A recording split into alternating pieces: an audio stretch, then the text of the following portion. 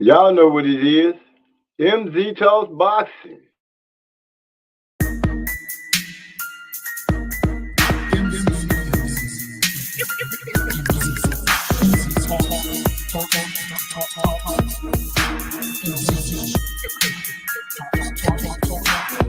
Let me make this abundantly clear.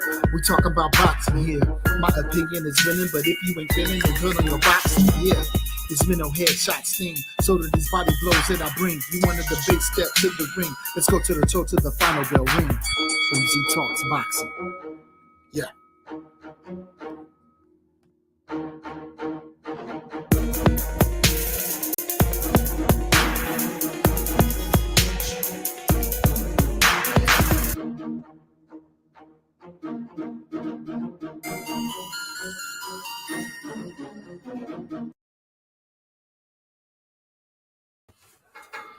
Well, looks like we got something going. Look like we got something going.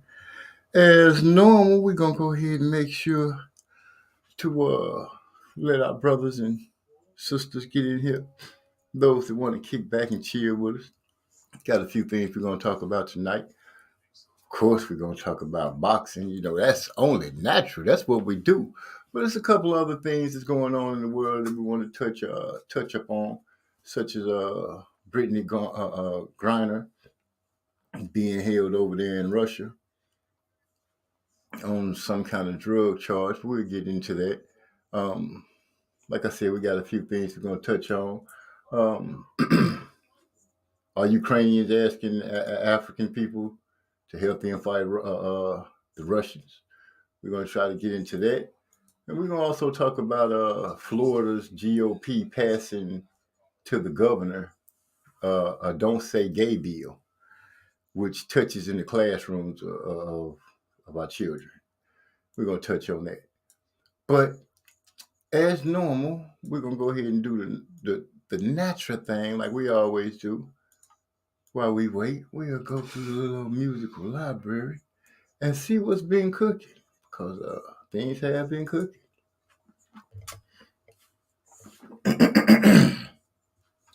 Testing 1, 2, 3. I'm going to go ahead and share this from right here. As always, you know how we like to get it started with a song or two. A song or two. Just to get things going.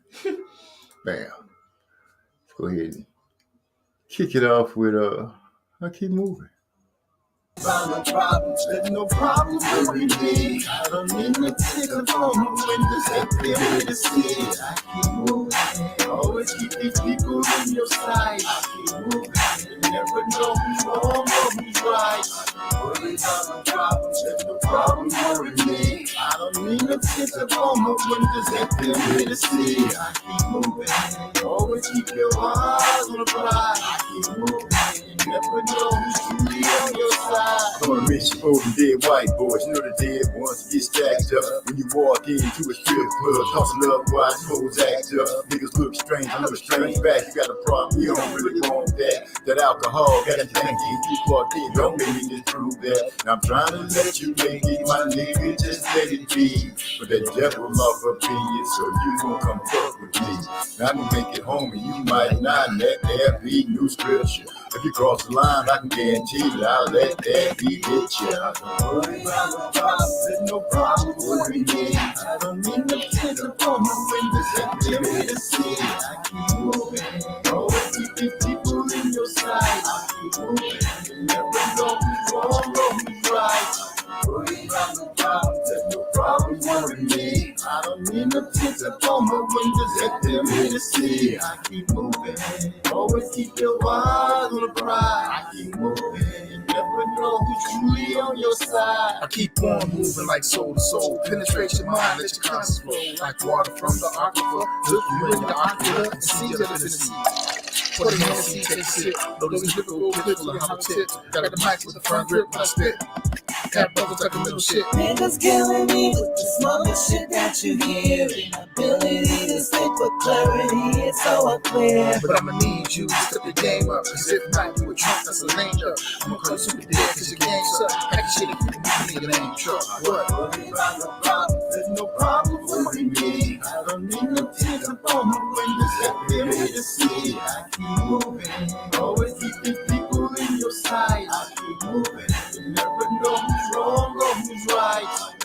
about no problems, there's no problems holding me. I don't need no tint up on my windows if they're here to see. I keep moving, always keep your eyes on the prize. I keep moving, you never know who's truly on your side. I said, Niggas killing me with the smuggled shit that you hear.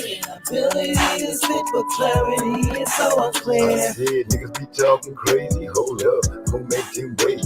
I don't chase after hoes, I really make change. Okay, let's get that straight. Nah, back to the grill when these niggas got beef. Yes, man, gon' bring your stage.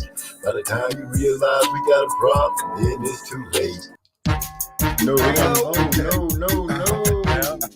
It is not a mistake that we just popped it off like that. Yeah, y'all know what it is. MZ in the house, coming at you straight, fresh, and hot. Like I said, we're gonna open it. Did we open it up for our brothers and sisters to start? It's social scientists in the house. Peace, my brother. What's going down with you? Nothing but actions happening. Let me go ahead and put the link in the description. And we got a surprise for them. They tried to stop us last time, but we didn't let that happen. Because we refused to go out like that. We're going to talk about what's going on in the world. Glad to see you fall up in here, my brother. See what's going down with you.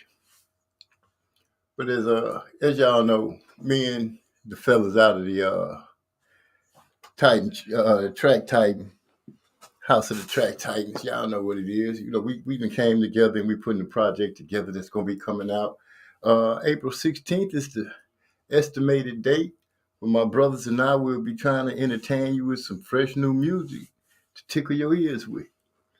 So I'd like to say what's happening and thank you for those that's joining us. And please make sure you hit the thumbs up button. And let your people know that y'all know what we do on Tuesday. Y'all know how it go. Y'all know what it is. Social scientist. I see. Is that you? Holler at me. Let me know that that's family all day, which I'm guessing it is, cause what trouble would jump in that song?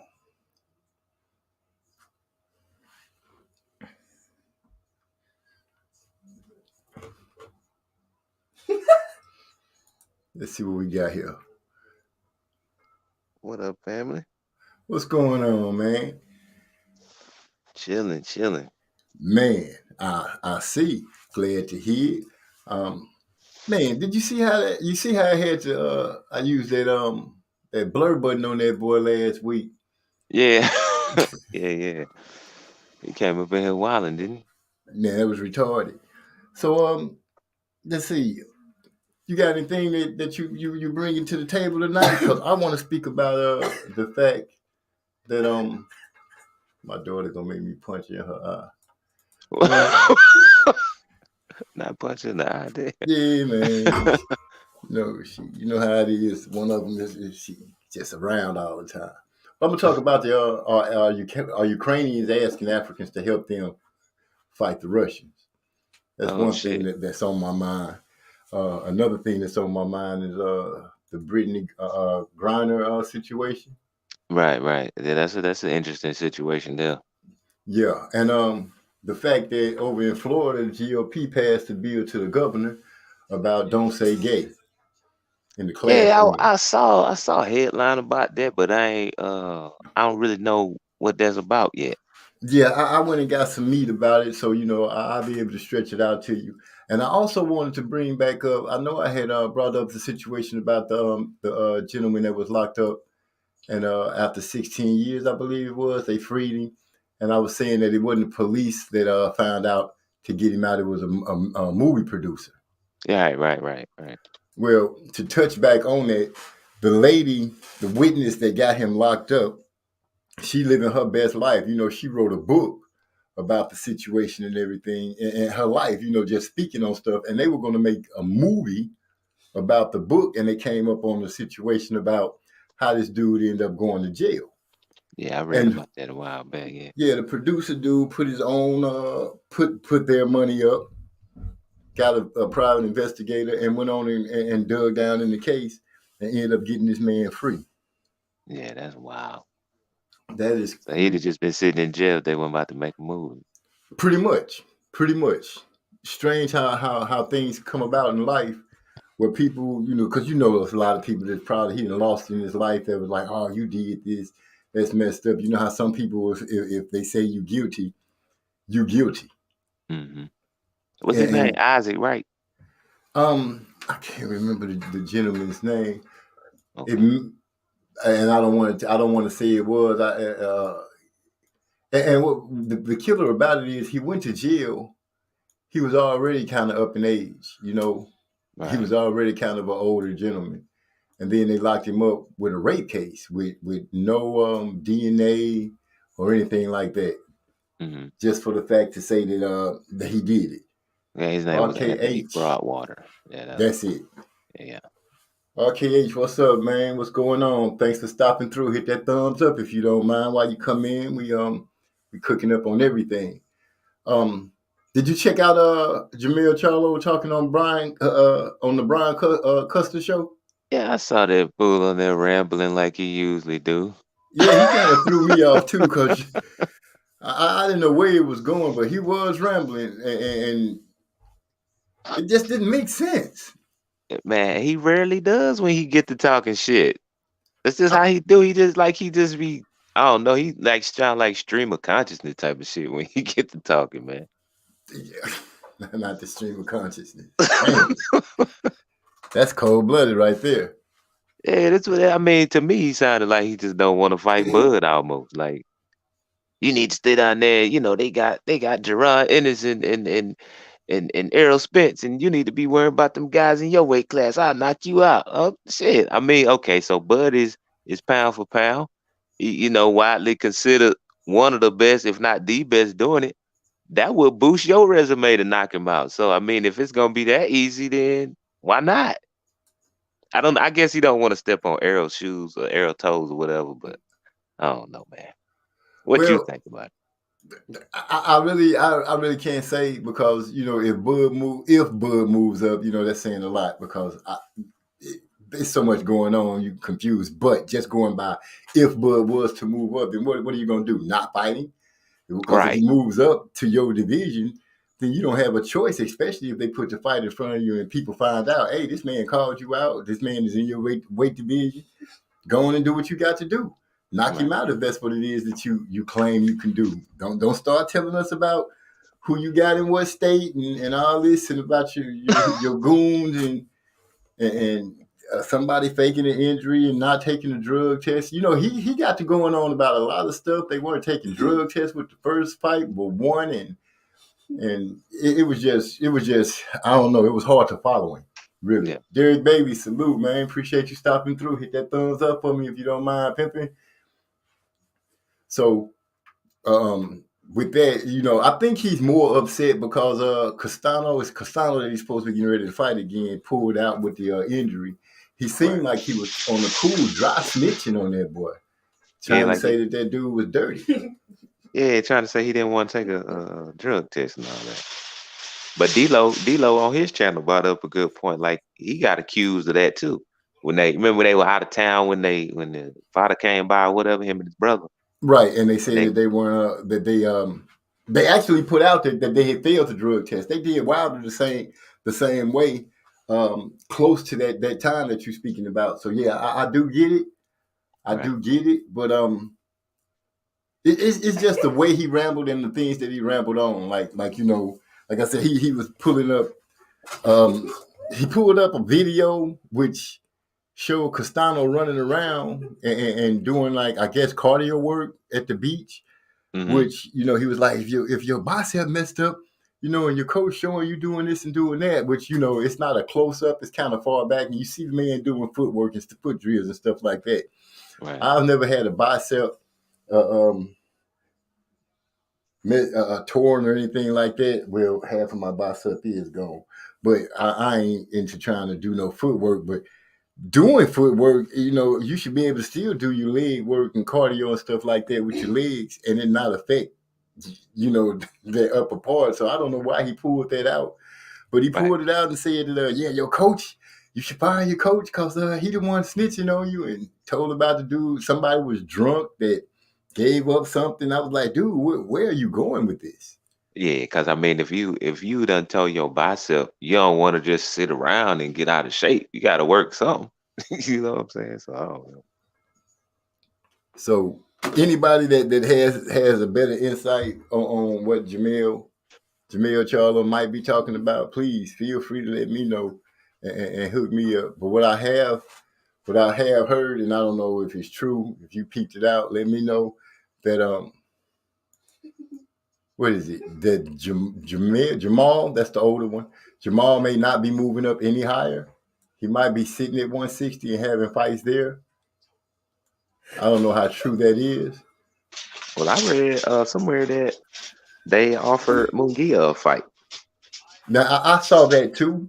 I saw that too. That's why I was saying it may be that the 160-pound brother may not be going up any higher right at the moment. I don't Hmm. know what that does for boxing unless he really tries to go and be undisputed at that weight class, which people I believe will see a slight problem with that because they'll be like, dude, you waited till Boo Boo left the division. You Right. waited till Andre left the division and then decided that you wanted to be undisputed. So if he doesn't move up, I can see how people can turn on him and different fans of different boxers could really make a statement and be like, dude, you waited till the competition was gone and didn't do anything, but yet you've been screaming about you want to fight Canelo. And I'm just playing devil's advocate here. I'm not actually saying that that's what the deal is, but I am saying people could look at it that way. Hmm. They What do should. you think? I mean, if so, okay, they should make him fight that Johnny Beck dude or Yanni Beck or whatever his name is. That was Demetrius Andre's um, um, mandatory for the WBO because apparently this dude. Okay, so Andre moved up. Now the next dude they wanted him to fight, he didn't want to fight him either. So he having trouble getting somebody to fight to get the belt. So I mean, throw him in with Charlo. Make it a unification match? Not just so well, I guess it could be a unification match, but I I mean, would think that's how it would be have to be because Charlo is holding the WBC belt. yeah, that's correct. I forgot about that. But your man, he can't even get nobody to fight to get the belt. So make them fight for the vacant WBO. Shit. Hey, that would be fair to let the number one, let the mandatory that was set for that champion, since that champion has left, fight. You know, if they can pull it together, fight for the WBC champion for a unification belt title. That would, I think, it would be a good idea.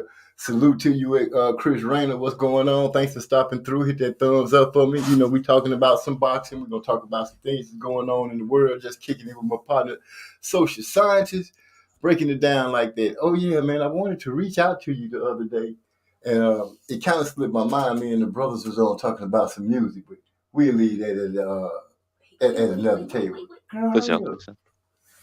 See, that's why I'm gonna have to punch my daughter. She just in my business, helping me do nothing. Excuse me. So yeah, I did see that. So if he doesn't move up, and you know, Jamel, I want to make sure I keep him right. Jamel is the one who's supposed to be trying to fight Castano for undisputed. Mhm. From what I'm understanding, I'm not sure if he's going to try to become undisputed and then move up to 160. Which, if he does and his brother is still there, I can see them trying to break it down the same way they were doing in 154. We're not going to fight each other, but we'll both grab belts and Right. be champions and be satisfied with that.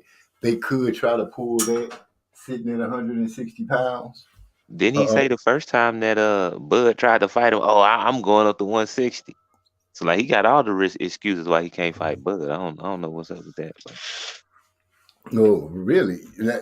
See, you pulling out, you throwing a couple of curveballs at me that I wasn't for sure that I had heard yet. So, Jamel is saying that he was going to go up to 160. Yeah, I think the first time that Bud said he was gonna move up and fight him, he was like, "Well, I'm going to 160." So now he's saying your boy need to stay down there and fight. D'Lo might be able to confirm that, but now he's saying Bud need to stay down there and fight Earl and them. So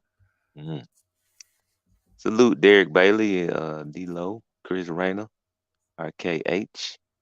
D-Lo, full boxing in the house. What's going on? Voice of reason.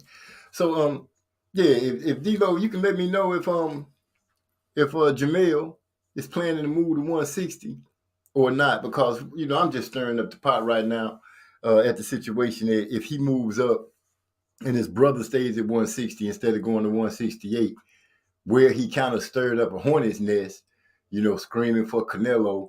And then he said what he said when I think he was asked about David Benavidez. But the "I'll knock him out" was not a helpful statement to make. And it seems like almost on the cool, one of the hunters have become the hunted. Because if Jamal moves up to 168, David Benavidez is going to apply pressure to make a fight with him. And Andrade is up there, pressure is going to be from that direction. He can't go up there and be half stepping. So maybe it might be wise that he stay at 160. I don't know. Maybe he could be trying to go for undisputed and maybe share the spoils at 160 with his brother. I don't know, but here D-Lo answered that. He said he is moving up a couple of weeks ago after Castano. Okay, so he's going to become he's going to try to become undisputed and then move up. So what I had said earlier about being probably like trying to grab belts in both hands and just being satisfied with that might be what 160 may look like if those two brothers can assert their dominance. Mm.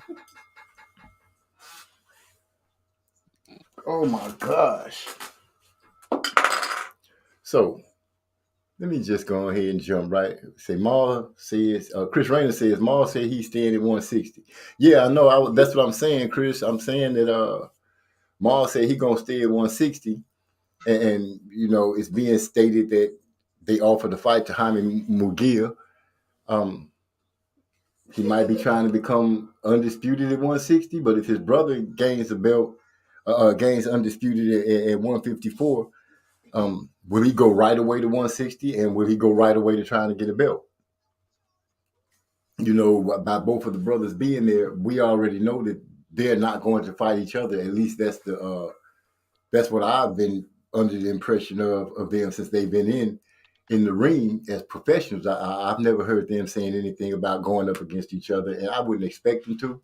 So we'll see how it goes. I'm just saying 160 might end up coming to a slight stalemate of a holdup if both of those brothers can assert their dominance and lock it up like the Klitschko brothers did at one point at heavyweight. Mm. That's just a thought. But on more serious notes, I want to talk about Brittany Griner, and I'm not hearing a lot about her on the news from Fox or anything like that. And we know for this young lady, she black, she gay, she a female. They holding her up like that, and you don't hear our government saying anything really to us about this young lady, about getting her out. I even so far as heard one of the news ladies on the Black News Channel. She kind of laughed about it, and I got where she was going with it, but it was still messed up. That she was like, Russia then kidnapped this lady, and like, it's not like black people are high commodities to the government over here in the United States. So y'all got her for what? That's the way she kind of was making it seem, which is which was kind of strange. It was kind of tasteless to me, especially when she let herself laugh about it. I mean, that's kind of a stupid statement because it's not like they captured her as some type of bargaining chip. They captured her for the what did she have? Like some type of CBD oil or something. Right. I Cannabis believe they oil or said something. cannabis oil that they, which is strange because I'm like, as long as she's been over there, she goes over there a lot to play basketball in the off season, right? So they know her. She plays for them. Right. You can't make me believe that this is the first time that she's had, I'm guessing it was a CBD pen, for it to be something so small. You can't make me believe this is the first time that she's had this or had something like that with her. Right. So, it's kind of strange that all of a sudden bang with this, she's caught, and then she's it's so harsh that they locked her up in what, February, maybe It might have been January. yeah, but I know they got her earlier, and we haven't been hearing a lot about her. Every Right. time you hear about it, it's every once in a while. It's not a lot, but yeah, she was arrested in February on like they say, a lot of people believe it was on drug charges, political strategists and stuff like that are trying to say that that the administration should be saying something about it, should Yeah. be doing something about it, to be showing people that, hey, we really care.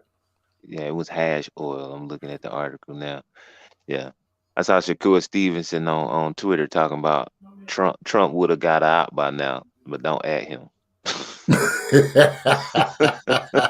Wow, that's boy, come on, man. I got a niece that's a Trump supporter, so there's a pain there that I just cannot, say. But quick to jump to boxing. D'Lo said L Dub said he is hearing Jamal versus Laura. I read today Maul versus Mungia. Plant told Jamal come see him. Well, Plant is up there at 168, so unless Maul is gonna move up, Mugia, yeah. Is Laura he? is at 160 or 160. Laura's at 160. But the thing is, he let Boo Boo Andre leave 160. And now all of a sudden, his fire is stoked up again. That looks a little, that it can bring a problem in my opinion. People gonna look at it a certain way.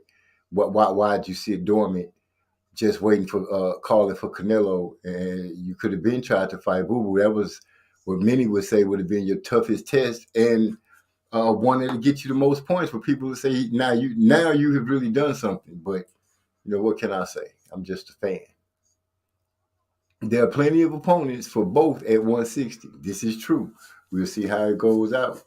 But if they want to both be champions, uh, for some reason, this short time where we've seen Josh Taylor and Canelo become undisputed, is giving me a hunger to see it in the places where it's standable, where it's feasible. Lightweight with Devin Haney and what's his name? George Kambosos. Still don't have them coming up with it. But it is what it is. She had her vape stash found.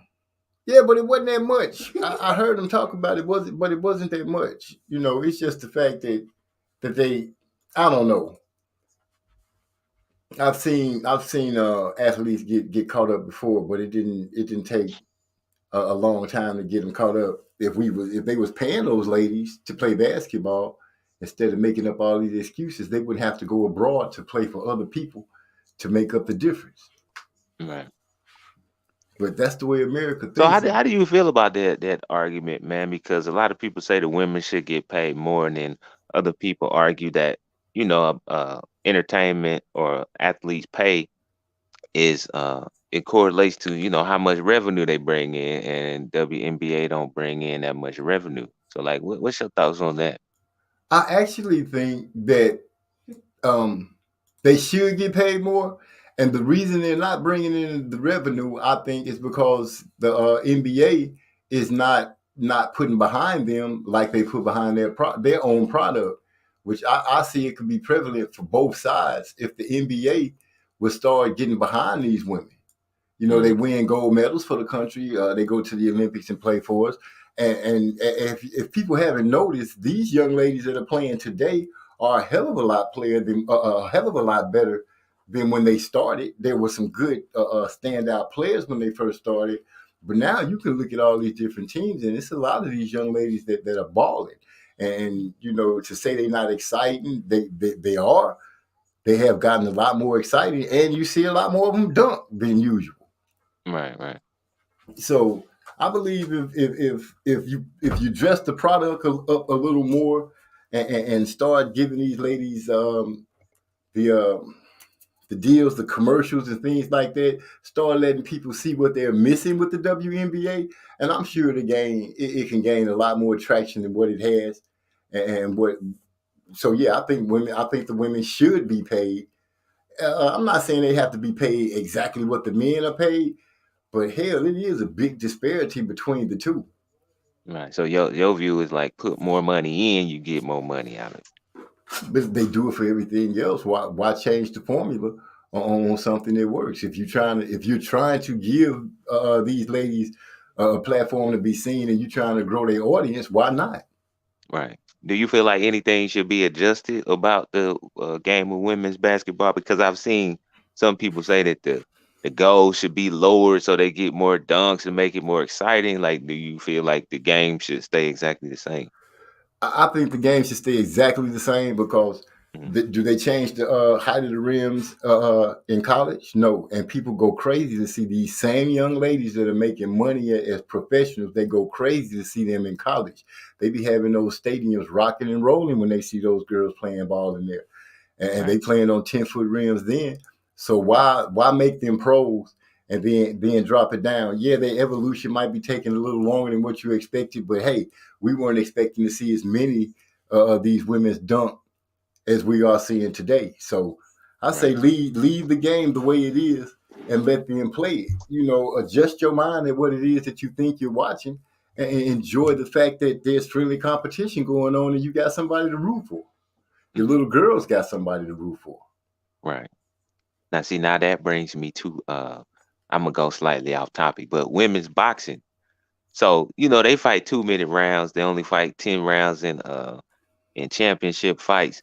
Do you think that they should do 3-minute rounds and 12 rounds? Well, to be honest, I can only look at it. Hold on, let me before I go in and give me 1 second. Warzone, what's going on, baby? Thanks for stopping in. Appreciate you coming through. Now, for women, boxing 2 minutes. I'm starting to hear the ladies themselves chomp on a bit and ask to be able to fight for 3 minutes around. Which, Mhm. if they decided to fight 3 minutes around and they think they can handle it, then hey, I would watch them go for 3 minutes around. Mhm. A title fight should be 12 rounds at 3 minutes. And if they're willing to put it on the line like that, then so be it. I believe that if it was already at 3 minutes and regular fights, 10 rounds, championship fights, 12 rounds, I believe the women would have already been doing it if they have had the opportunity to do it. You give Right. them an opportunity to box, but you don't give them the opportunity to go full out. Now, I know some people are going to say, oh, it's already barbaric and 3 minutes is too much for a woman.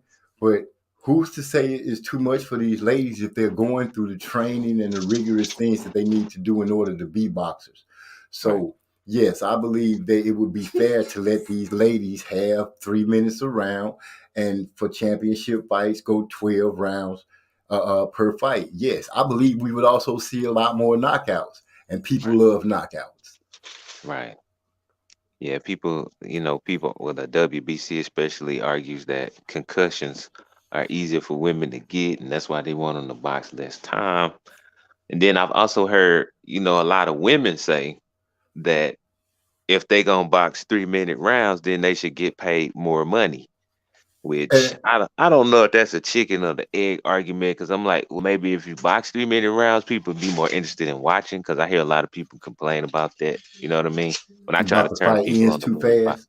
yeah, like they don't get enough time to feel their opponents out. I hear a lot of people complain about that when I try to turn them on to women's boxing. So I don't know which one got to come first. Well, if they give them more, if you let them go out there for more time, and they're going through the same things that men are going through, then yeah, pay them. Like once again, I say you don't have to come right out the gate and say we're gonna pay you the same thing that men get paid, but a respectable amount of money should be given to these women for going out there and representing. And something you have to look at: you don't hear the female fighters in a whole bunch of trouble and doing dumb stuff. Right. They represent the sport well. They carry themselves as far as I can understand, and as far as I've been seeing, they carry themselves quite well. And yeah, I'm a person that believes if you do the work and a person hired you to do the job, whether you woman or whether you female or male, and the person is getting the job done, you pay them. You pay them because you're respecting the fact that they're doing the job and they're doing the job well. If you got a fighter, a female fighter that's going out there and they are bringing interest to the fight game, and people are watching them, I believe that you should pay these ladies without any doubt. I see I lost my boy social scientist, but I'm sure he'll come back.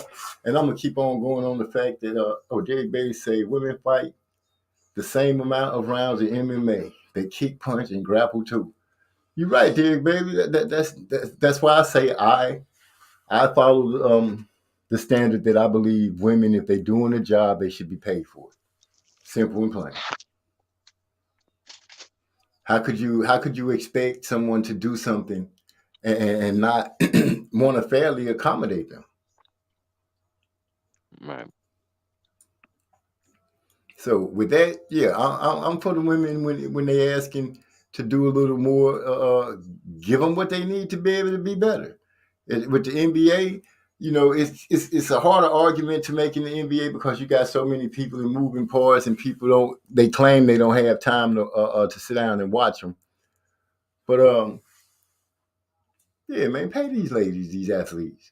Don't make them have to go to other countries and play all year round just to make up the gap.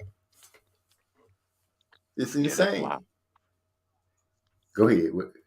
No, I'm just saying that's wild. She got to be in Russia playing all year round, Right. And she's not the only one. A lot of those ladies are playing like the big center that I had spoke on about doing the fans only page or the only fan page. I don't know if I'm saying it backwards or forwards, but I know she was getting on there with a little skimpy outfits on. She shouldn't have to do that. Damn, I ain't know nothing about that. What? Hold on, let me check with my historian back here. How much on OnlyFans though? No, I'm just wait. What? Oh man, what's the young lady? I'm just trying to help her out. That did your OnlyFans, the big center. What's her name? You don't remember? It's the OnlyFans. Fans only page. Only the basketball babe. You looking at me strange. You're making me look bad in front of all my audience right now. Yeah, Bailey said she made $227,000 a year. 227,000. Yeah. Okay.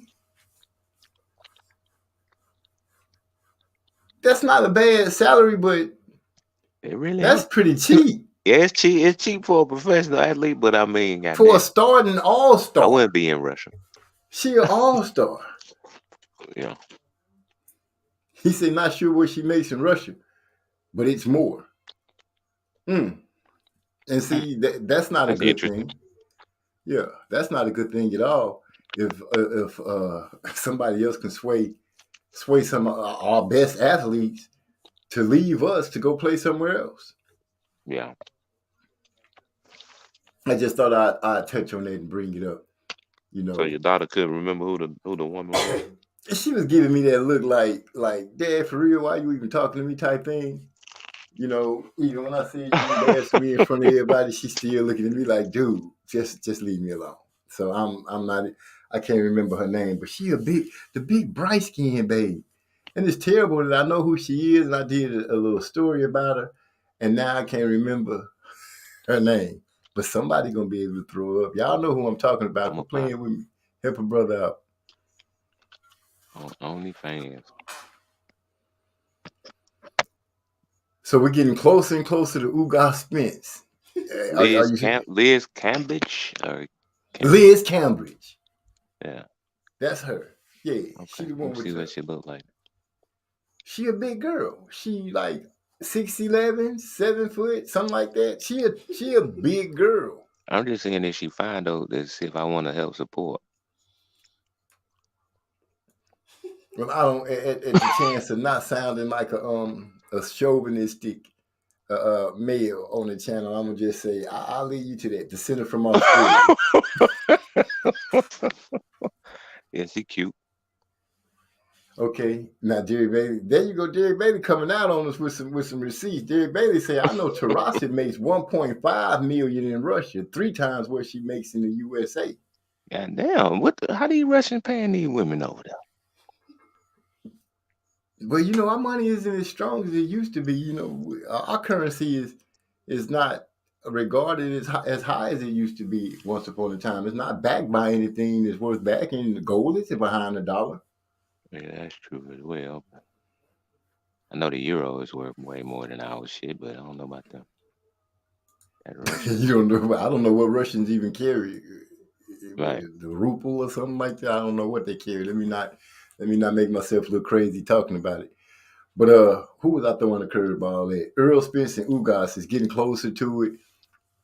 I'm starting to get those that seesaw feeling. My stomach doing twists and turns because I'm looking at both of them more.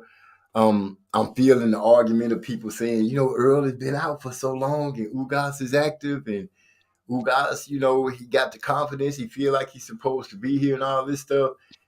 That stuff is starting to get to me now. I'm starting to feel the fight. I'm starting to get anxious and excited about it being around the corner. Hmm. But at the moment, I'm still riding with Earl. Okay. I don't know, man. I don't shit. Earl been out the ring for a long time. I don't know how that I gonna hold up. We gonna see. Well, if he goes, I guess I'm gonna compare the eye to a broken limb, like a broken leg. You know, I played basketball and I broke my leg. And one of the things I was scared to do after I got the cast off was to dunk and land on the leg because in my mind, you know, I wasn't for sure what he was going to do. And I know this is not the best analogy, putting the eye to a leg, but hey, after that first time I landed on it, I was like, oh, I'm good. Mm. So, you know, I feel people. I hope Earl can come out there, and if he's a little rusty, he can shake that off by the second or third round. Oh, okay. You Well, see, know, before I speak on that, I just want to say you were correct about the Russian money. It is the ruble, and now the value of it has plummeted in light of these war times that we are in. But as far as the Ugas situation, man, mm-hmm. I don't know. I feel like this man got the hand of God on him. He beat Sean Porter and got robbed. He ended up still getting that Pacquiao fight, even though Errol was supposed to get the fight, and now he ended up getting to fight Errol, even though Sean Porter got a chance to fight him and got beat. Now it's just Ugas time, man. I feel like something might be on Ugas side, so I might have to go ahead and ride with Ugas, man. Okay. I feel you, and I understand that 100%. I haven't gotten the memo or anything like that. But you threw the hand of God out there on me, almost maybe. I feel like it might be spiritual with Ugas, man. Just hey, I don't want to be on the wrong side of history. Hey, I feel you. I can respect that. I'm still riding with Earl. You know, I haven't felt anything to shift in the reality zone of where we are right now. So I'm gonna keep riding with him. You know, because that's just what I'm feeling right now. Yeah, that's your man. You from Texas and everything. You supposed to ride with Earl. Well, you know, I'm a smart Texan when you know, I'm Ain't no like, Texas dummy. I ain't no dummy. You know, I'm gonna represent the Lone Star State quite well and let it be known. Hey, we don't just bag a horse just because it's from Texas, because we know it's some fraud stuff that's running around. I got you. I And can we appreciate. to jump back and forth. So the question has been raised: are the Ukrainians asking Africans to help them fight in Russia? Mm-hmm. Now, by touching on it, I'm gonna say let's not forget how we've seen footage and heard reports about how the blacks are trying to get out of the country and they making them, you know, they keeping them from getting on the trains and stuff like that. And then I heard a guy, a student that he got out, you know, African student that was saying how the people were letting pets on the trains over the blacks to get out of the Ukraine. I ain't And surprised by then that.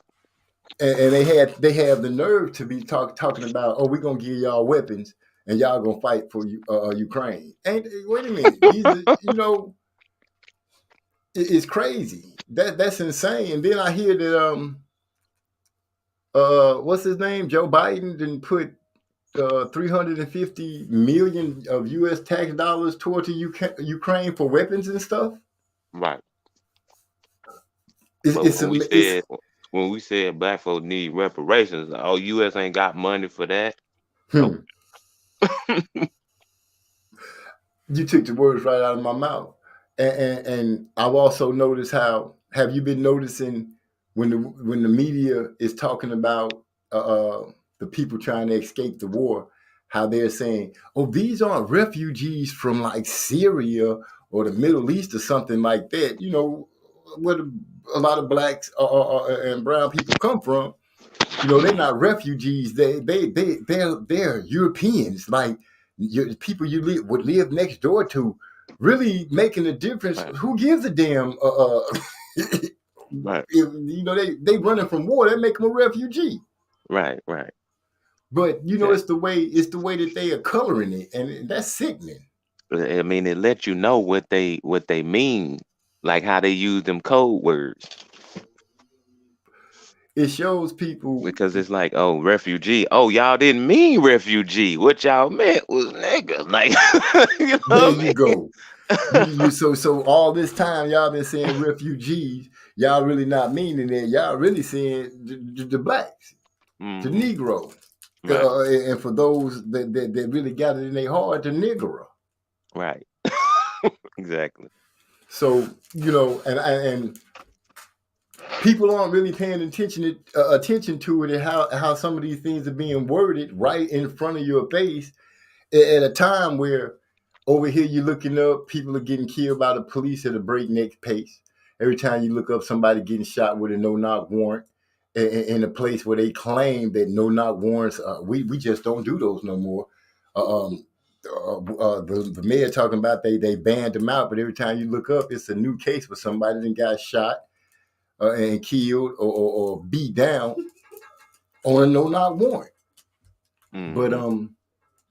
I just want to point that out to people and let them know the black experience is not just in America. For those that have closed eyes and say, "Oh, you can go somewhere else and it'd be a lot better." Yeah, you could, but you know, you always hear that the grass isn't always greener on the other side. You hear a lot of these glory stories about, "Oh, I went over to this place and it was beautiful." But then on the flip side, you also hear about some people that say they got over there and got treated like trash. Hmm. It's sad that the melanin of a person's skin can change the whole way you think about them. You know, America, white people are the only people that when you look at an application or something like that, they're the only ones on there that doesn't have a distinction of where they're from and just say white. Right, But black, it has black, African American, Latino American, you know, stuff like that. But white is like, oh, this is where they're from. right, right. Like they're the default. Y'all some visitors that actually overstayed your welcome. Hmm. But that's a whole nother story.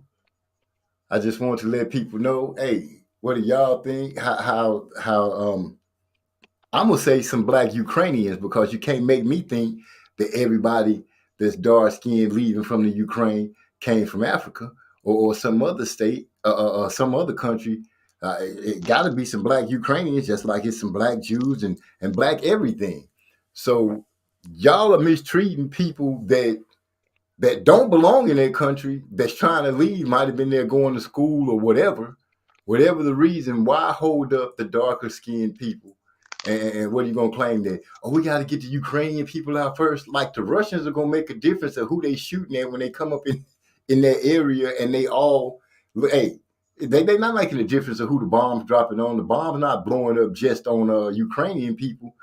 right, They just blowing up on whoever it lands by. right. But that anti-blackness is global. Global. Yeah. But it's the way it's portrayed by the news and the media and whatever politician is trying to get you to vote for them. You get it spoon fed to you in a different way. Hmm. D'Lo 404 says Grinder makes over $1 million per season over there. Okay, so there's a reason she's always over there. Now what do 227,000 sound like? You know what I'm saying? It's a difference now. You're right, D-Lo 404. Bombs don't discriminate. They don't. What I just want people to understand is, they talk about certain countries as if black people don't live there. And I'm like, dude, everywhere you could name that it's a country, whatever the name of those people are, they come in more than one skin tone. Mm-hmm.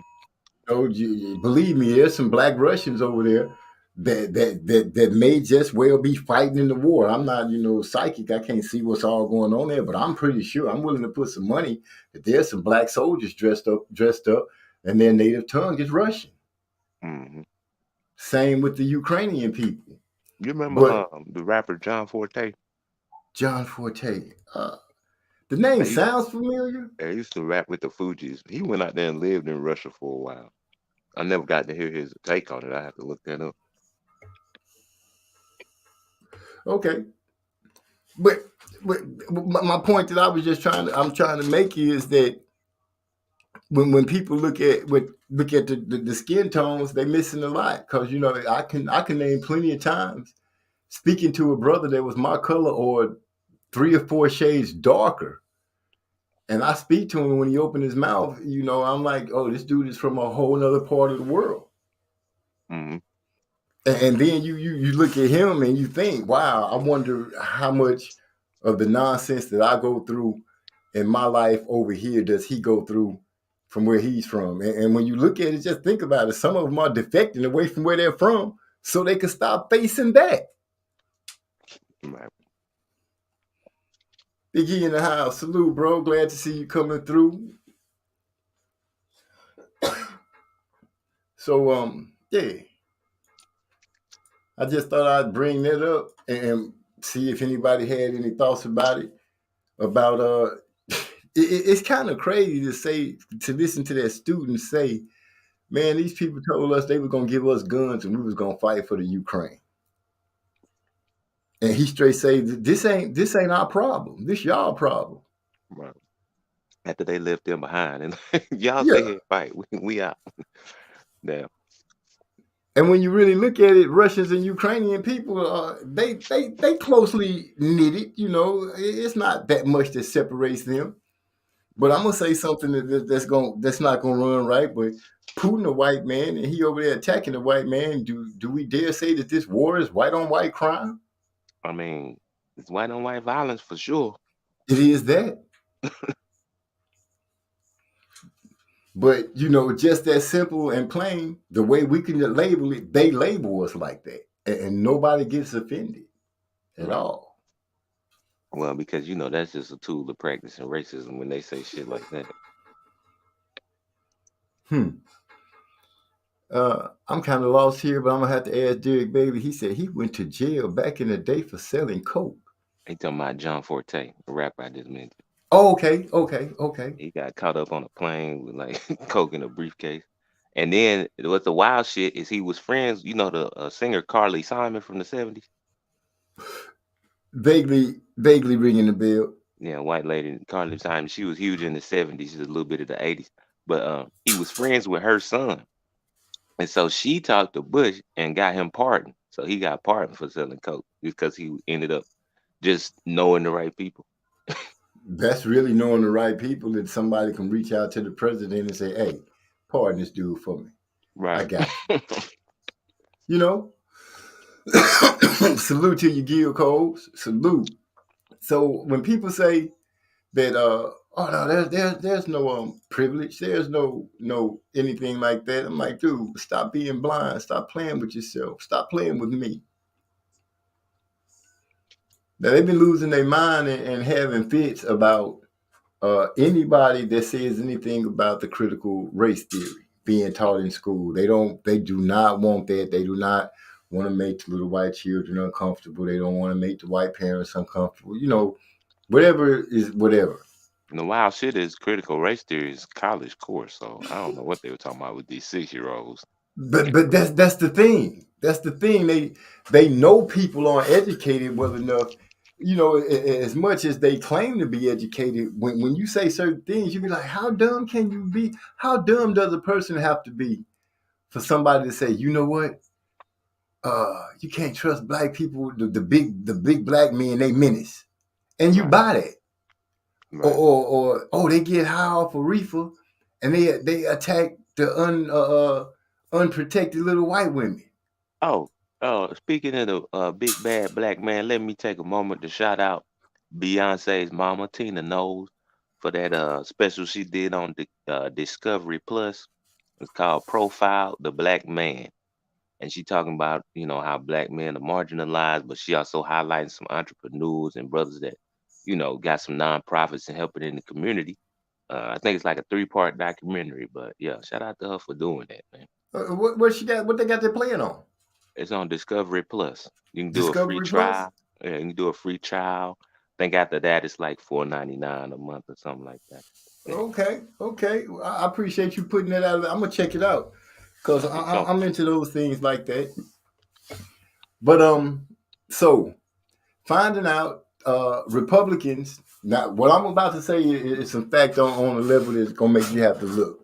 But you know how Republicans, we touching on the critical race theory, and they, like you said, that's college core stuff.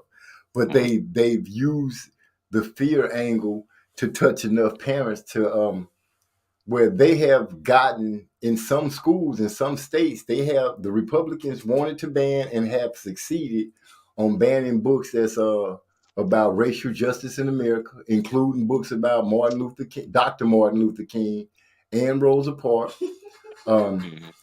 teaching that the KKK or white supremacy is morally wrong, lessons Mhm. about equality and diversity, the reality of the LGBTQ rights and historical discrimination, and the women's suffrage movement. The Mhm. GOP have successfully passed bans on those things in some states. Right. Now, they have banned books that teach about Martin Luther King and Rosa Parks, racial justice in America, Mhm. teaching that the KKK and white supremacy is morally wrong. Right. Lessons about equality and diversity, the things that are supposed to be human God given rights to human beings.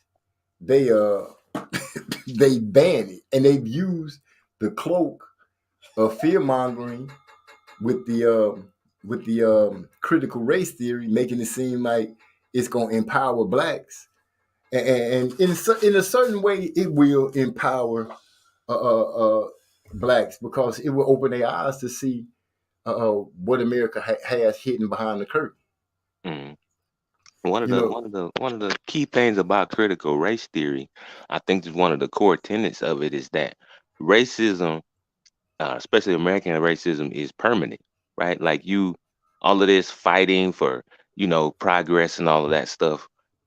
You realize that if you study it long enough, you realize that the system of white supremacy kind of just transforms itself and exercises racism in different ways. Like say for instance, in the past, black people and white people could not marry. The anti-miscegenation laws, right? right. But then in the future, beyond that, they'll use um, interracial relationships as a form of racism, right? Like they used it to whiten Brazil and South America. It was something called blanqueamiento. They would use interracial relationships to change To the color of brighten the up population. to Yeah, brighten up the normal habitats of right. that place and make So it brighter. it's just depending on how they want to use these things, but it's still a practice of racism, whether they telling you not to do it or whether they telling you, okay, nah, it's okay. But like critical racism, I mean, critical race theory focuses on the fact that uh, white supremacy, I guess you could say, is permanent and it just continues to evolve, right? And so once you understand that, then you have to change your whole approach because you'll stop trying to get them to change this and change that. It's like, okay, we need a new approach. And I think they're just afraid of black people waking up in that way where they would figure out the correct approach to fighting racism. You understand what I'm saying? So Yes, I do. yeah, yeah. Yes, I do. Well, very well stated. And I always say, I don't believe it's going anywhere. How can you make it go anywhere when it's almost impossible to change a person's mind? And Mm, I say almost impossible because you have some people that say, "Well, my mind was changed," but I don't know what you think. I don't know what goes on in the depths of your mind and your spirit when you're off by yourself or when you're talking to people that look more like you, that you relate to more. Do you tell your brother when he comes home and he's telling a joke about a nigga or some coon or some mayate, whatever it is, or do we correct our brothers and sisters when they come home and talk about a crack or a beaner or whatever? And mhm, I'm not trying to disrespect anybody's color or anything like that. I'm just saying, when you ask yourself, do you stop that person and say, "Hey, don't do that. We're better than that." Or do the conversation continue to go and grow and it get kicked back and forth throughout the house because at some point throughout the day, some Caucasian person that said something out of pocket to me or one of mine, and we've all felt it, or some dark ass darky that said something to me at work or disrespected me or didn't give me the respect that I felt like I deserved because I'm a homegrown true American type thing. It just depends. But these thoughts and ways, I'm one of the people that say, "Hey, racism is taught." mhm. Because I have yet to see kids without some outside interference messing their friendship up. Right. It's always, when you really dig deep into it, it's always an outside force that has a finger or something dipped into that situation. Mhm. But I agree with you 100%. When people start realizing that you're fighting against something that's not going anywhere, you're fighting against a label, a tag, or something like that. Once you realize that, you will sit back and decide, "Hey, this doesn't have power over me," which will make you change your approach on how you attack certain things. Right. And they just want to keep black people running in circles, I believe. Like as long as you believe this or that thing can change, you'll just or you buy these symbols and shit like, oh, they removed this statue or whatever, and you think that's progress. As long as you think these little symbolic gestures are progress, you're gonna keep going for that. And you just running in circles with that. But once you see through that, then you'll change your approach. So Well, one thing to make people, I think they should have to look at is when you look at something and you're fighting for voting rights. Let's just throw that up there, right? You're fighting for voting rights. But people are saying, "Oh, there's no racism in America." If there's no racism in America, why is there a fight about voting rights? right.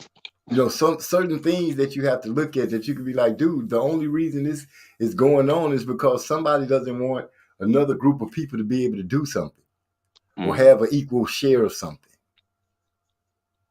right.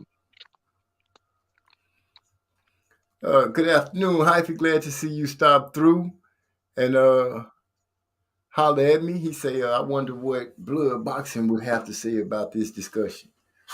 I don't know. He would be more than welcome to say whatever he likes to say. I'm not here to change, make anybody do something that they wouldn't do on their own. I'm just letting it be known that, hey, this is what I see. This is what you should see. This is how some things take place and happen. Mm. Yeah, I think blood boxing grew up in the UK or something like that. But he's American, but he spent a lot of time in the UK or something like that. Okay, so he's been abroad over there, which, yeah, well, if that's the case, he would be able to give us a unique a point of view of how some blacks are treated over there, because I'm pretty sure he is black, Hmm. and he would be able to give us a point of view of what he's seen and went through over there.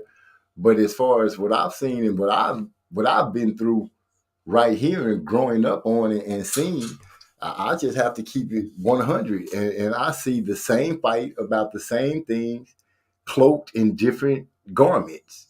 And Hmm. people are arguing and fighting about the same exact stuff and claiming that, oh, there's no difference, there's no privilege, there's no one mistreating black people, they just need to pull themselves up out of their bootstraps.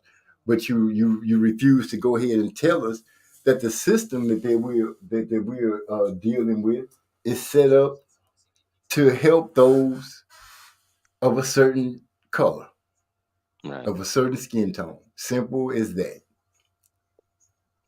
Have you ever heard of Dr. Tommy J. Curry? Elaborate on it for me. Uh, okay. Well, he used to teach there at Texas A&M, and so he started something called Black Male Studies because the ways that black men are disadvantaged, they like to say that black men have privilege, but statistically and empirically, we actually don't. So he wrote a book called The Man Not, one of the most real research books I've ever read in my life. He's a brother. And so like some white guys started writing articles about him, trying to get him fired, and they were just attacking him from all angles. And so he ended up having to move to Sweden. I think it's Edinburgh. And so he teaches over there now. But yeah, I just wanted to bring him up because Say his name again so everybody can hear him. Dr. Tommy J. Curry. He wrote a book called The Man Not. I think it's a book that every black man need to read. But yeah, Okay. Well, I'm glad you put that out. I'll go ahead and make it my business to check that out. yeah, Cause yeah, that would be something that I would like to I'd like to see what his point of view is on things. yeah. I mean, it's to me, it's one of the absolute most well researched book I've ever read because he was like, well, if he made a mistake or something like that, they were gonna just focus on that one little mistake in the book and not read the rest. So like, it's so airtight, man. It's one of the best books I've ever read.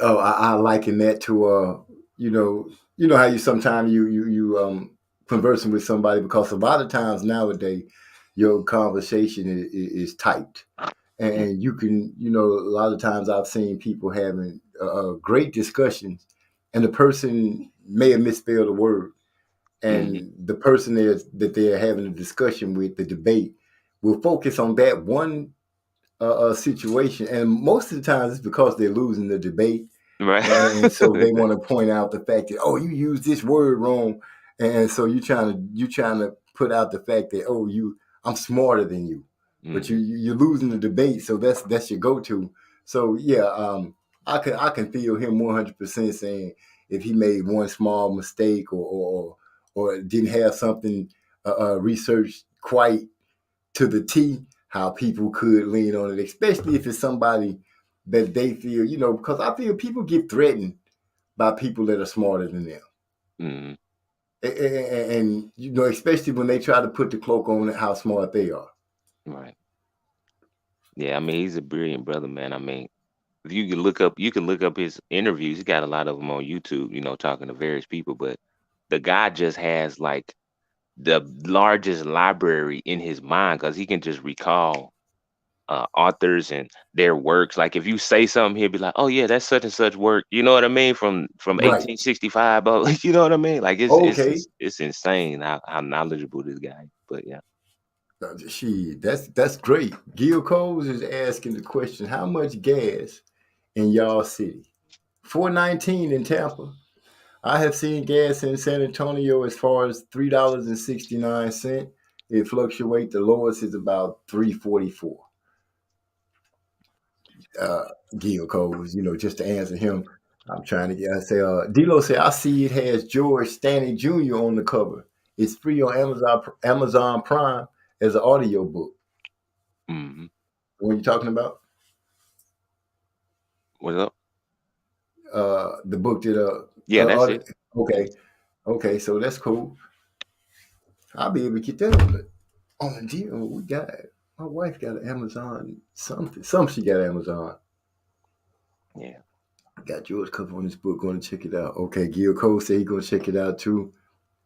Yes, sir. That's the one. All right. Great. Good job being able to help our brothers get out there and get some knowledge from something other than running around here listening to these people talk crazy and trying to pull stunts. See, he's a big advocate of critical race theory himself. So he was actually friends with I think he was mentored by Derek Bailey, which is one of the guys who was instrumental in bringing critical race theory into existence. So Right. yeah. How do you feel about do you how do you feel about Dr. Lamont Hill? Or Derek Bell. I mean, Lamont Hill. That's man. uh, man. Should I even speak on this guy? Uh, Well, give it. We got to give it. He's he a be on the doctor, Black News Channel, right? right? He be on the Black News Channel. Man, I think so. I think some of his views are off base. I ain't gonna say he always wrong, but I don't know. I think he go pretty hard with the liberal viewpoint to the point of just sounding off the wall sometimes. He can be a little harsh with his judgment on some things. Yeah, I yeah. feel you. Like I don't know when he was talking about the whole Cosby thing and Judge Joe Brown ate him up. Did you see that? Man, yeah, Joe Brown went at it for a good little while, and And Judge Judge Joe Joe Brown Brown is was trying to going tell this hard. man what the law is, okay? And Exactly. this man up here arguing about his feelings. I'm like, yeah, I can't do it, bro. Yeah, maybe as he ages, his view will change, and he'll be able to he'll be able to get his view out and dressed in a better way. Yeah, But he's a smart guy. He's black, and I'm proud of the fact. I do enjoy listening to him talk sometimes, especially when he's really on point and going at it. But when he makes a left turn, he really has to struggle with getting his wheel back up under him. right. Yeah, I mean, I've seen him be off base with quite a few things, but I don't know. He be on that little Me Too train pretty hard too. So, That Me Too train, I don't know what to say about it. You look up, you make a mistake, people are scared to say certain things because you might get canceled or something like that, and people are just getting away from being straight up real about it. We got Real Recognized Real and just came in the house. Hyphy say, I just found a free PDF of the book Social Scientists, just referred. But if I share the link, I won't be pro black because I'll be stealing from a black man. Boy, I tell you the truth, that hyphy is something else. That witty. That's a witty way to come at it, though, hyphy. I feel you. I feel you 100%. Kind of almost threw me left for a minute, but I'm coming straight back right. So, Rolly and what's his name, Tank. man, I'm hearing that they supposed to be fighting in May. yeah, I heard the same thing. I read that Mike Coppinger reported that. I kind of don't. I don't like really fucking with him because Man, that I don't. motherfucker be like Oh yeah, he wrong. lame. Yeah, he lame as hell, but he be tripping. yeah. But yeah, I don't know how to look at that because I'm seeing Rolly doing some training moves, and I'm like, what's that for? Man, I ain't studying that fight, man. I want to see Tank fight somebody worth a damn, man. Get Rolly out of here, Who would be a perfect? Who would be a person that you would like to see Tank fight? man. I mean, I would like to see him and Haney fight, to be honest with you. Him and Haney? Hmm.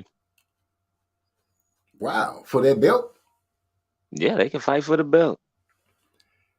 that would be a good fight. I don't, I you know, I would like to see. I would like to see that too.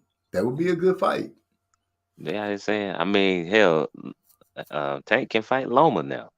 Well, Loma over there, he at war and stuff. But I mean, I would have liked to see him fight Loma. But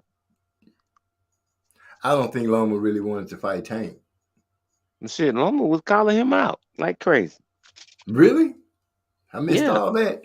yeah, I'm gonna have to man. go. That was a while back. What You was know. it? Was it a for real calling out, or was it just like the call out to let people know I said something, but not really?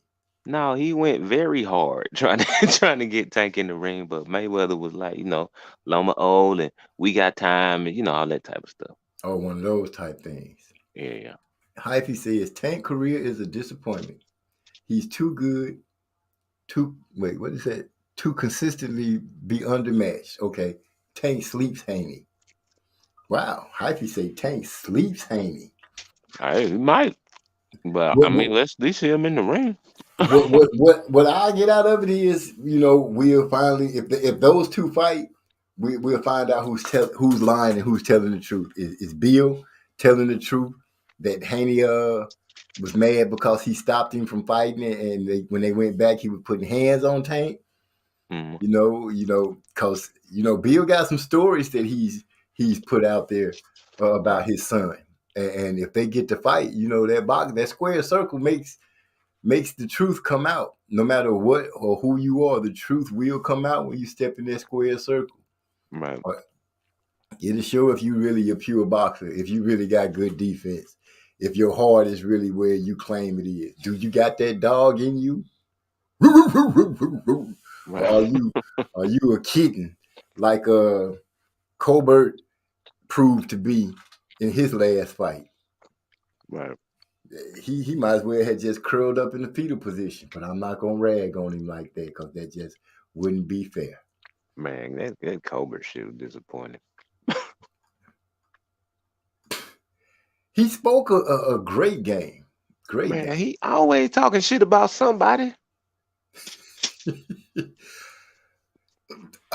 His biggest target, I thought, I actually thought when they was talking to each other that maybe him and Shakur Stevenson might end up doing something, but no, I don't think he ready for Shakur. I'm beating that man's name up, but Nah, he ain't ready for no damn cool.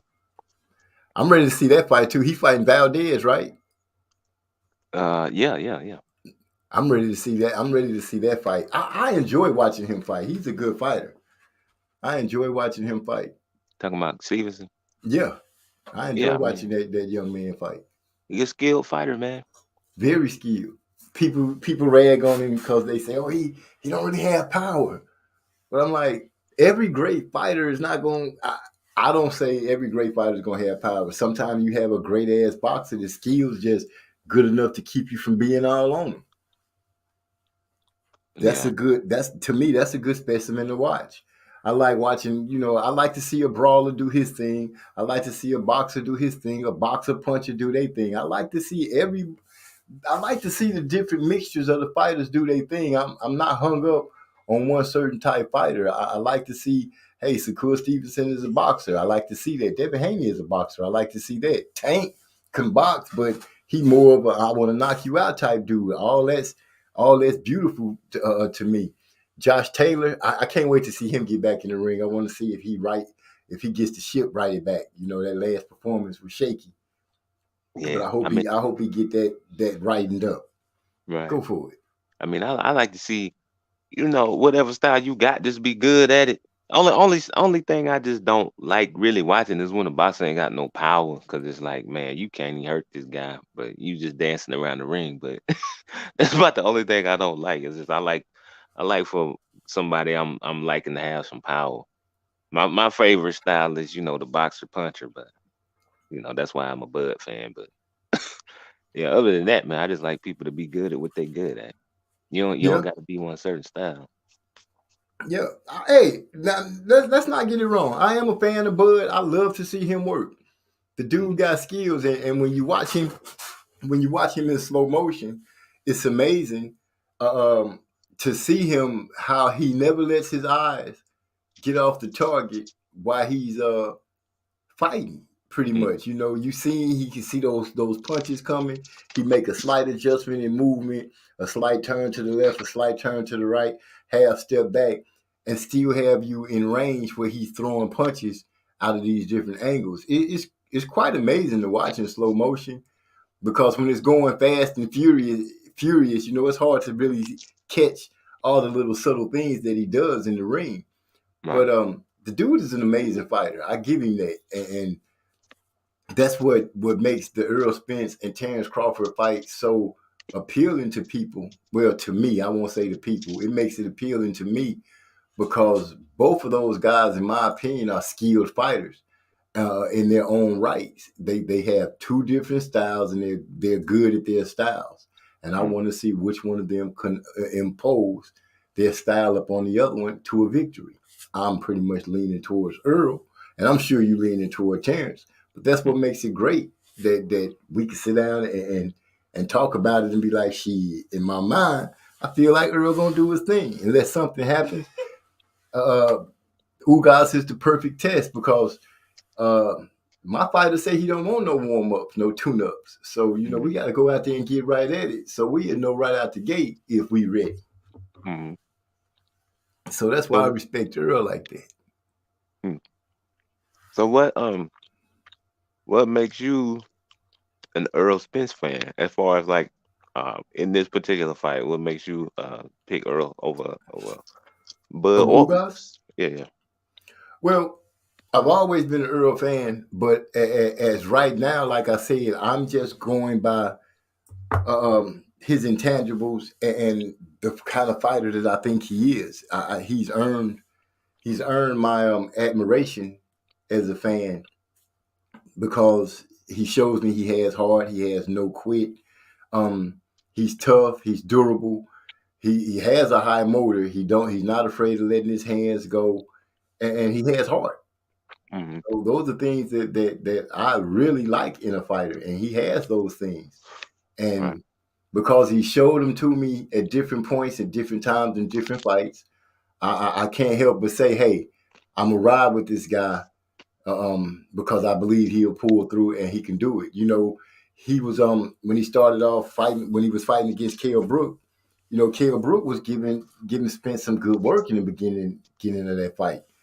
The beginning of that fight, the first half of that fight, you could really say it was kind of leaning toward Brook. But Spence dug deep and fought hard, and that's why I'm a fan of him, and that's why I bag up. I stand behind him against Ugas. Mm-hmm. Okay. That's what's up. I know what Ugas brings to the table because I picked Ugas over Pacquiao. But the writing was on the wall. You could pretty much say, hey, Ugas just we know he a counterpuncher. You just need to take that half a step back and keep Pacquiao on the end of that jab, so Pacquiao can't be jumping in and out on him like he likes to do. Right. And he did that to perfection. He worked that jab, swung around that high guard, and kept Pacquiao at bay. Yeah, he did a great job in that fight. He made Pacquiao look simple as hell with all that little jumping in he was doing. Right, he did, and I have to say that Floyd laid that bridge work out. Keep that man at the end of your arms, and he can't really do nothing. Mm-hmm. Now, will that same game plan work against Spence? I highly doubt it because Spence is a lot more a busier pressure fighter than Pacquiao. At least Spence, he fights that style quite well, where he can keep pushing the issue. He can keep pushing the pace. And with that situation, it's not the kind of pushing the pace like Sean Porter would present to you, would have presented for Ugas. This is a different kind of push the pace, and I don't know how many fighters Ugas has fought that can push the pace as well as Spence, throw as many punches, meaningful punches, and well placed punches as Spence. So Ugas, in my opinion, Ugas has some things to make sure he be able to withstand. Mm-hmm. Like even if Spence is a little rusty, if he is just as busy as he always is, that's problematic, I believe, for Ugas. Right. Yeah, because I mean, Spence got his own jab that he'll keep you at the end though.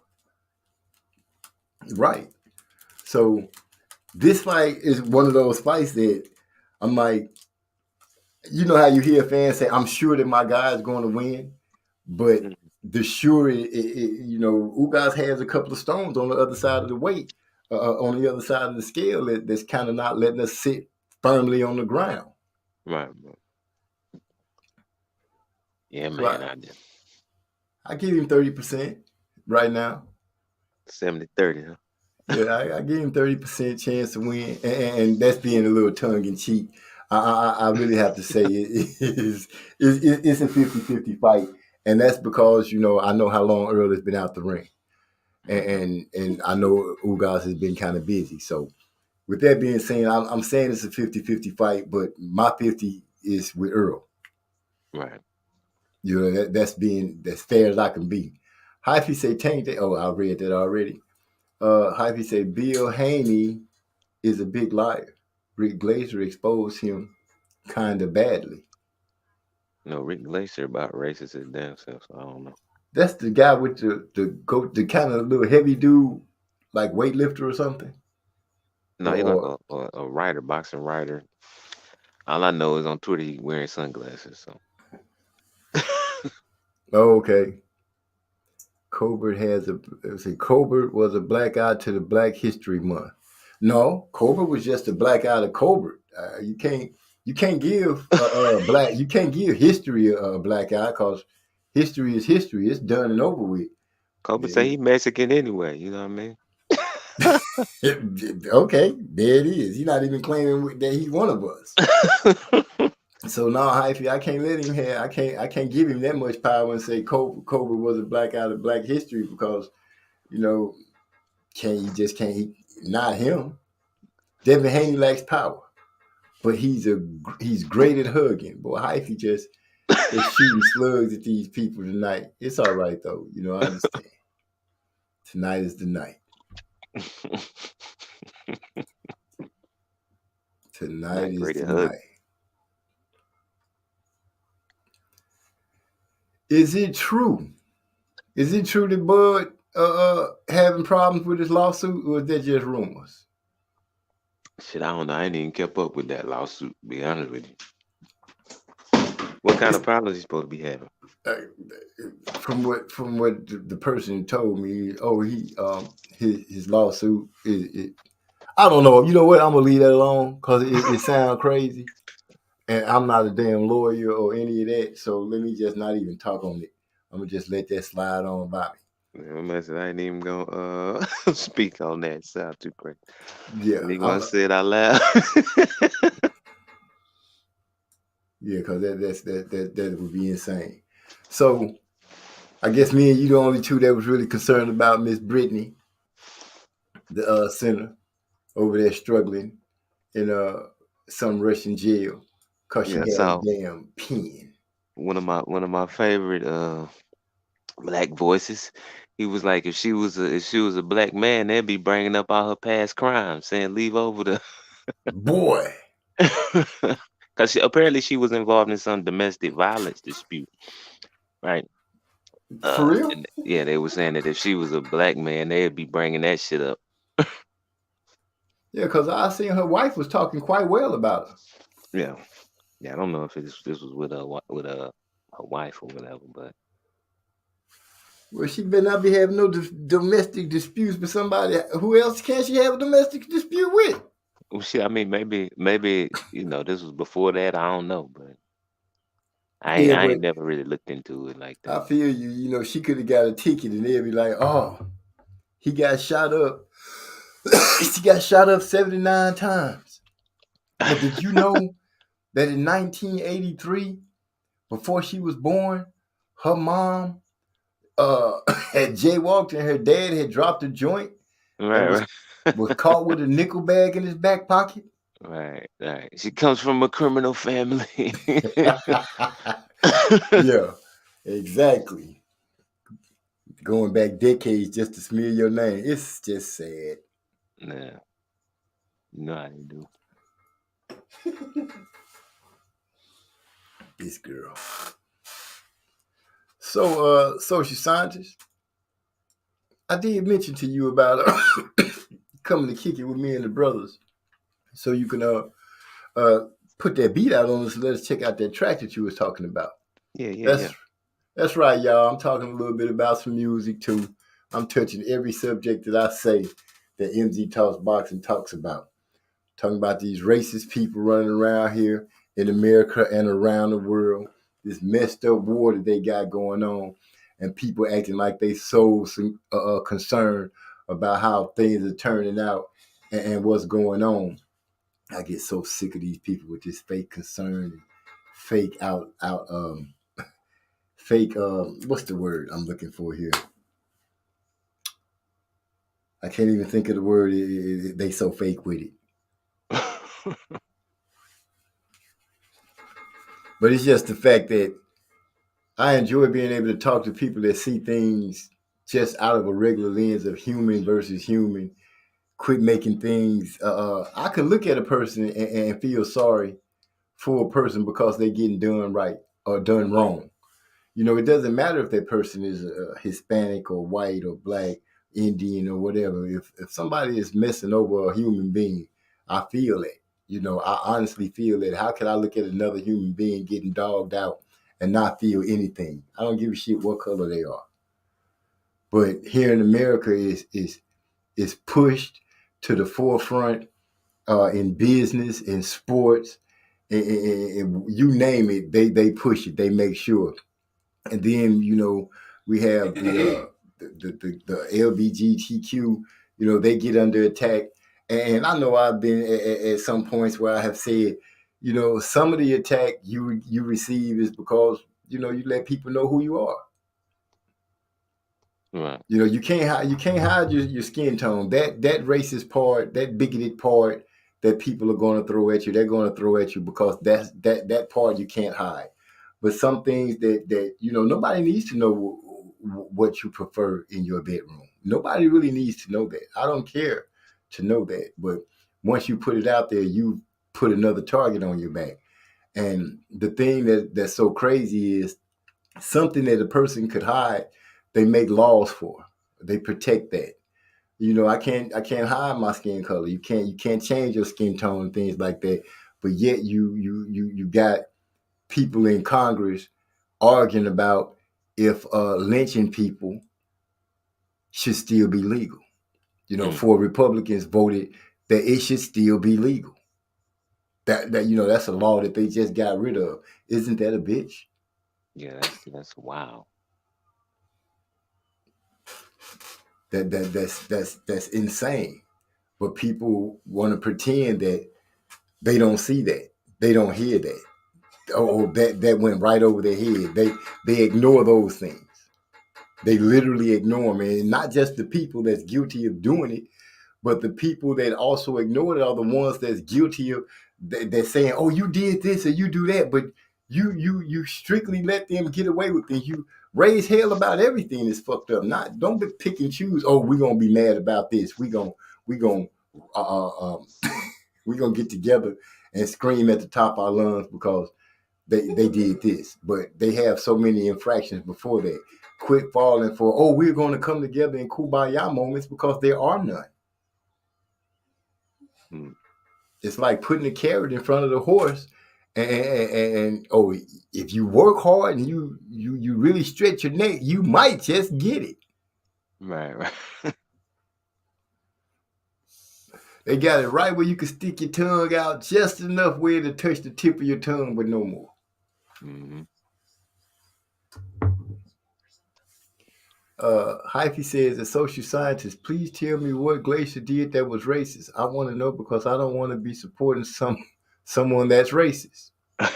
See, people always ask like, "Well, what is the big racist thing he did?" It's just I followed him for a long time on Twitter. I just noticed a lot of the slick stuff he say as A lot of far as code words that he used. well, it's like cold actions almost because it's like the way he speak about black boxers is just like different than the way he be speaking about white folks. Kind of like the way that the news is talking about refugees and normal people that you would live next door to. Yeah, yeah, Yeah, shit like that. exactly. Hidden dog whistle words, and I understand that. And Hyphy shows that he's quite adept and educated when it comes to these certain things because I see how witty he is and quick he's able to pull things up.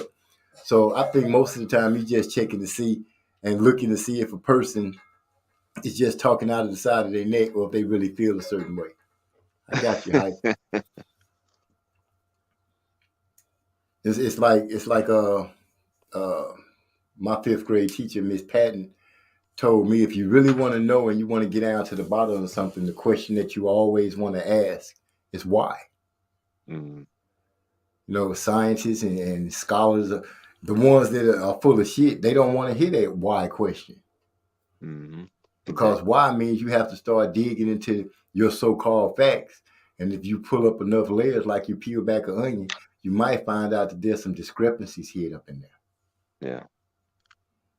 I just know I started taking, his comments with a grain of salt after a while.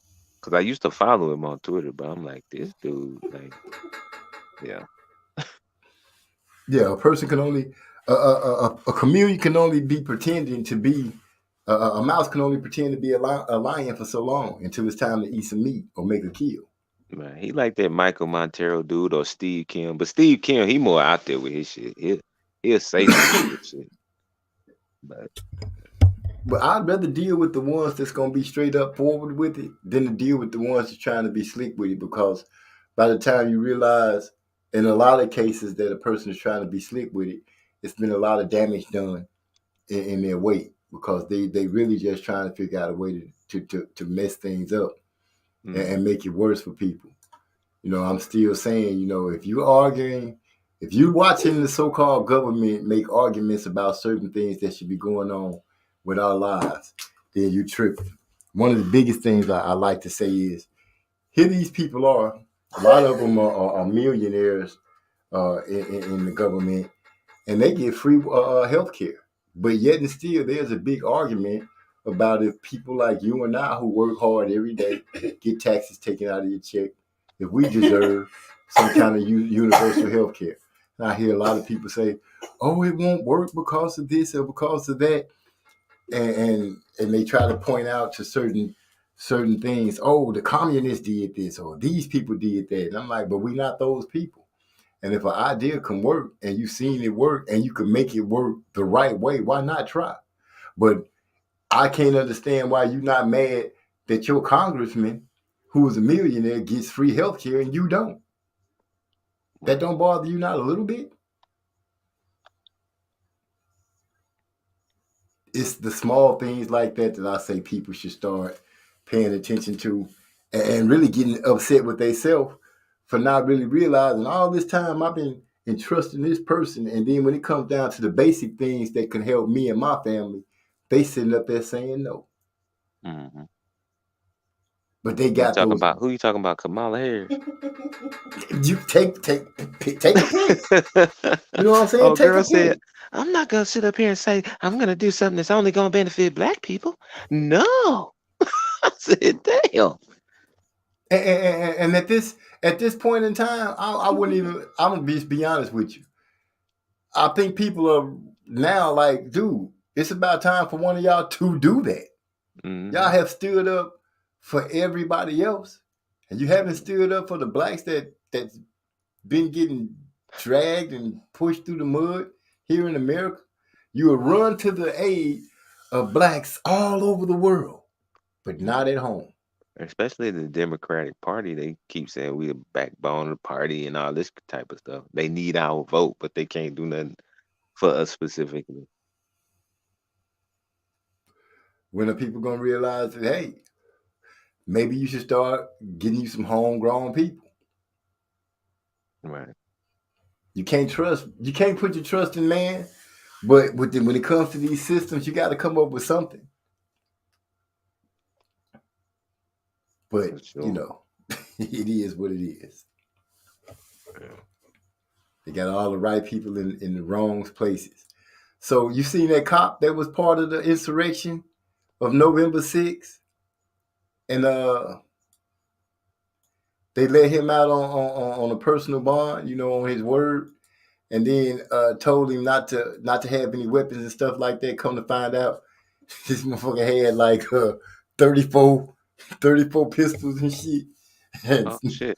yeah, all kind of stuff. Was still talking crazy, making threatening posts, talking about how he tried to do right, and they persecuted him for it. But they got pictures of him with a big ass stick impeding the way of the Capitol Police that day, and he's a cop. He was a cop. Wow.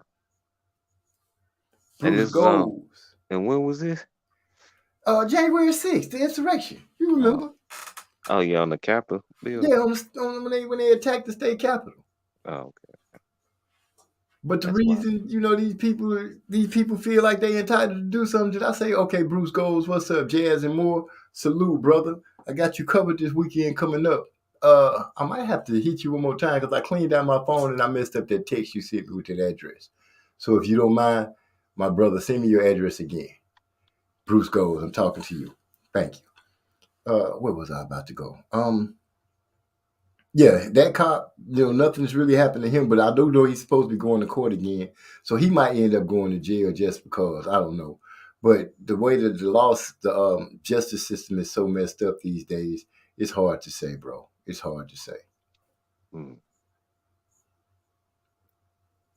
So you said it was a cop involved in it.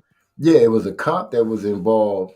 He was literally there. He got fired because they was like, dude, you was at the damn, So you he was was at the one of the place. rioters. Yeah, he was one of the rioters.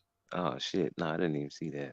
Yeah, he was one of the rioters. That's what he was literally out there trying to help take over the government.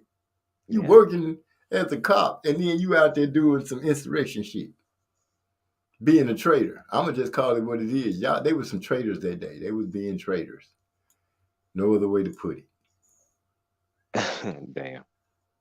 No other way to put it. Hyphy said, I've seen Glacier on interviews and he's shown his black wife beside him multiple times. That's why I'm confused, which is why I asked. But to that, all I can say is, I think that confuses a lot of people when you Because see a somebody black with spouse. a black wife or black spouse. But I mean, shit, that some of the biggest races be having black wife and black husbands and shit.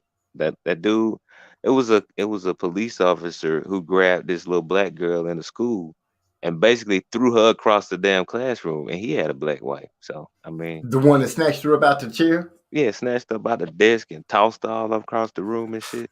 Yeah, I saw that case. It was Yeah. about 2 years ago. Hmm. Yeah, I remember that case. I remember that case quite well. Yeah. Um, Check this out. I can't remember what city it's in, and the only reason it's coming to my mind because I came across the case. But this sister who was distraught. Somebody had stole something from her or something like that. Her boyfriend was there consoling her, and Hmm. someone called the police and made it like, oh, the boyfriend beat this girl up, stuff like that, right? So as soon as the police pull up, they just straight say, get up against the wall, yada yada, and he like shocked and this and that. Next thing you know, they done pulled out their little metal stick. They whooping him, and it looked like they broke his leg. He had some bruises all over his body. Might have had a broken wrist and stuff like that. Damn. They went to court about it and everything. The jury was hung on one of the charges, but they dismissed uh, um, the charge with excessive force. A few charges that they let this dude slide on.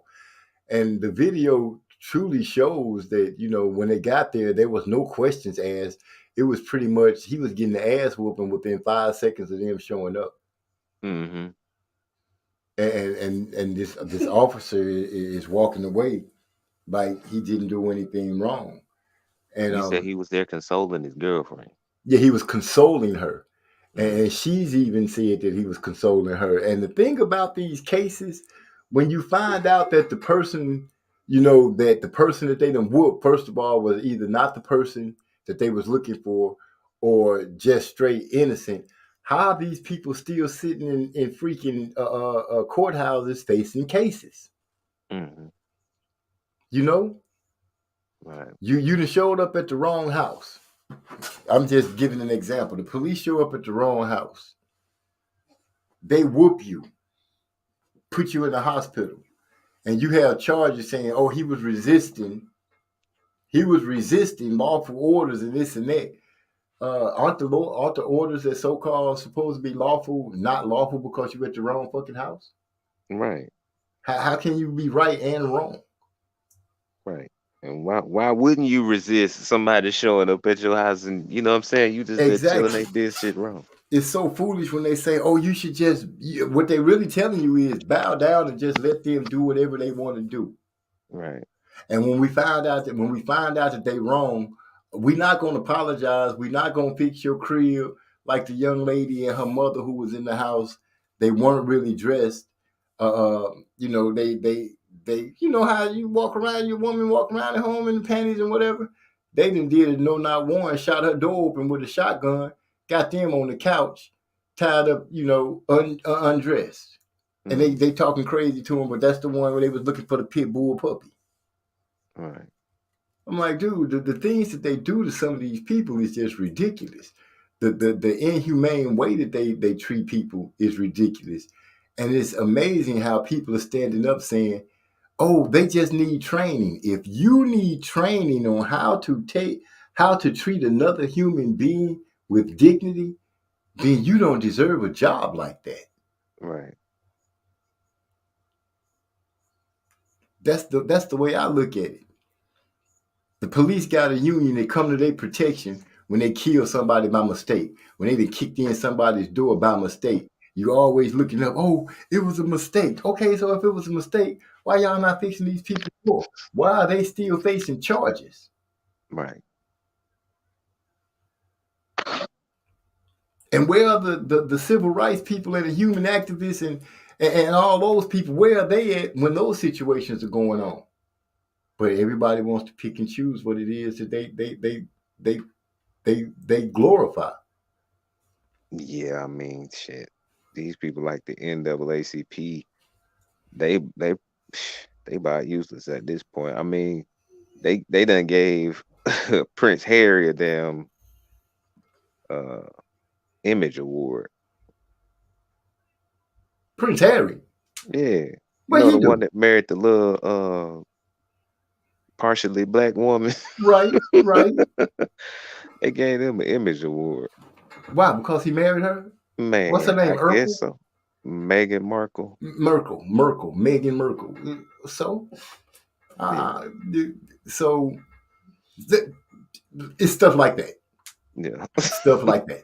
I see what you're saying. It's stuff like that. And I'm like, there's a bigger fight to be had, and people in more need.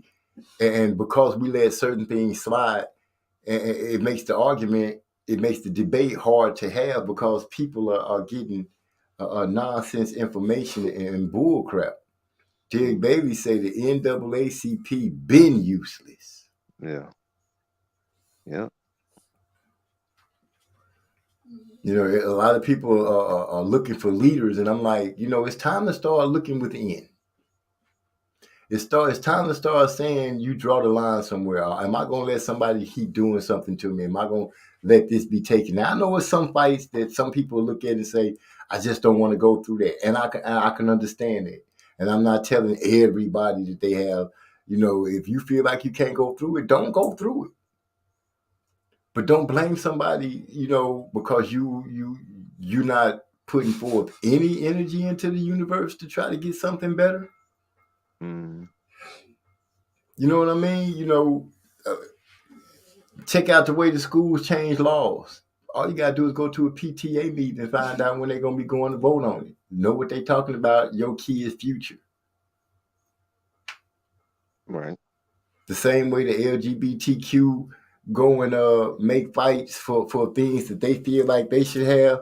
Well, brothers and sisters, we should go and fight and make things happen for what we have. Show up at some of these student school meetings. Show up at some of these meetings where the mayor is having and they talking to people, but they having these meetings because they know you're not going to show up. Yeah, man, this is why I really rock with the ADOS and their movement because they really advocate for doing stuff like that. They really have people on the ground going to their local meetings and all of that type of stuff. So yeah, I really rock with them for that, man. Right. When you think about it, all the other groups do that. Right. You know, when you look up and you be like, how did the Chinese get all these different blocks and this and that? They showing up in meetings. They showing up and they hearing what they need to do in order to make certain things happen. The first thing we say is, oh, all our people ain't going to show up. Well, you put negative energy on your people right out the gate. Yeah. Make it your habit one day to get up and when you open your eyes, be thankful for you having a beautiful day and try to share that with some of the people that you have contact with. Right.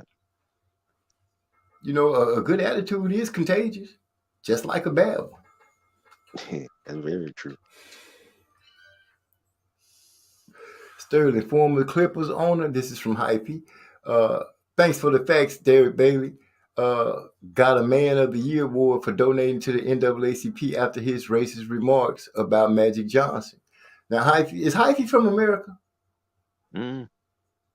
Well, anyway, Hypey, the way I look at that is when people make mistakes like that in front of in front of the eye of everyone, that payment of dollars, the donation, that's like you slap on your wrist. Hey, do this and all this forgiven type thing.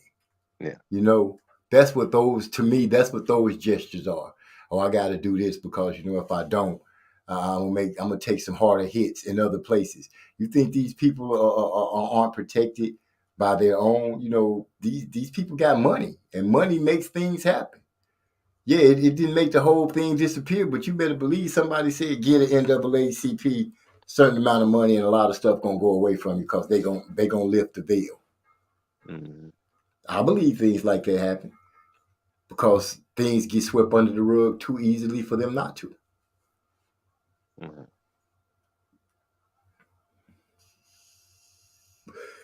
So, I'm gonna go ahead and close us out. It's coming up on 10:21, and I don't want to make people think that MZ just went too hard today and turned pro-black because I've always been that.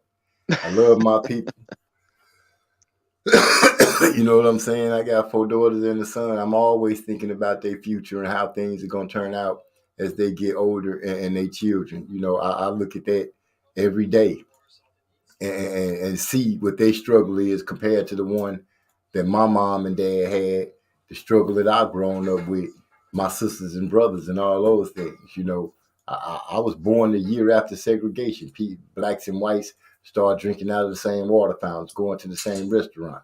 I was born a year after that. So, I listen to my brothers and sisters tell stories about what they went through and the things that my mom was able to protect them from seeing.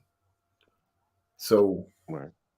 They've been through a lot and they've been saved from a lot. And I took that mantle up for me and my kids and my wife to make sure that my kids get to see a lot, but not go through some of the nonsense things that I had to go through. But they are aware and prepared that these things happen. And the life that we teach our children, the do's and don'ts, the things that we've been through, literally is your critical race theory. Right. The life that been imposed upon us is our critical race theory. You tell the children exactly what happened. This is what you need to be aware of. A snake looks like a cool pet. Doesn't look menacing in any kind of way, but it will bite you and kill you. The right kind. Yeah. I mean, we missing that right now. Somebody reaching back, teaching the young kids, man, because a lot of these kids, man, they act like they don't even understand that racism is even alive and well. Like, even though they run around affected by it. So. Because they really don't get it, because it's so many other things that takes their attention away. YouTube has their attention. The internet itself has their attention because you could be a star tomorrow. Right. Yeah. They don't, a lot of, you see how the TikTok kids start losing their mind when they're like, look at all the little white they didn't even make these dances and stuff like that. And they making money off of it. They saw it that way. Mm. But and a lot of them, I'm gonna say this out to the fathers and the mothers, the parents. Dude, we got to start doing our jobs. We got to start talking to our children. We got to start letting them know. You can't be embarrassed about some of the dumb shit that you did when you was young. That embarrassing shit that you did when you were young are now learnable lessons, teaching moments that you can have with your child to prepare your child and get them ready so they don't end up doing the same dumb shit you did. Mm. Real shit. That's just the skinny of it. You find yourself in an embarrassing situation. Be a man or a woman. Talk to your kids about it when you see them getting ready to go into that same situation. I'm quick to say, hey, your dad been through this. Let me tell you how it worked out for me. and I'm just suggesting this for you. Right. Even if you don't have kids, like, you got younger family members that you can talk to too. Nephews, nieces, brothers, Yeah. sisters. This the life that you Neighbors. led is knowledge for someone else. Right. And if you love the people that you claim you love, why wouldn't you share that with them? Right. So with that being said, social scientist, anything you like to say to close it out? Shit, man, I think we done covered it all today, man. I just want Yeah, to say thank you to everybody that came and rock with us today. always and forever. We're gonna have to get together. I missed Trey X the last few weeks. I hope you're doing all right. Yeah, I think he might have been on yesterday with the corner. Yeah, and I went axe throwing last night, so I missed the whole thing. You went what? Axe throwing. Oh, okay. Yeah. Yeah, I was invited by Yeah, OBs. that thing is getting popular now, ain't it? That axe throwing. It was actually pretty relaxing. I enjoyed doing it. It was pretty cool. We threw a couple of ninja stars, and we also threw the small lightweight knives. Oh, okay. Which throwing those knives, it takes a little coordination, but throwing a ninja star is quite easy, and throwing the axe is quite easy too. But it's fun. It is fun. It got me into a different element. That was something I've never done before. Yeah, I remember, man, coming up in the '80s, them ninja stars was all the rage, man. Ooh, I boy, was what slick you with know them about ninja those stars. ninja stars in the 80s? I was the man with the ninja stars in the '80s. What? Boy, so you used to be out there at the playground doing karate? Hell yeah. Oh, Kung man. Fu was the thing back then. Bruce Leroy in there. Boy, come We had the on. glow. Boy, that's right. The last dragon. Out there Hell making yeah. all the noises and everything. Show enough. Yeah. So with that being said, I'm going to say good night to everybody. We appreciate you guys stopping through. I hope the show was educational and informative to you all. Now listen to me trying to sound professional. But y'all know what it is. We ain't let that hater stop us when he came through with that bullshit. We used the old what you call it? The focus button. YouTube got a focus button. So instead of y'all doing shows and somebody come on your stuff and mess it up, don't give it all your work. Just use that focus button and focus their ass right out. Yeah. And with that, I'm out. Peace, y'all. Say, man.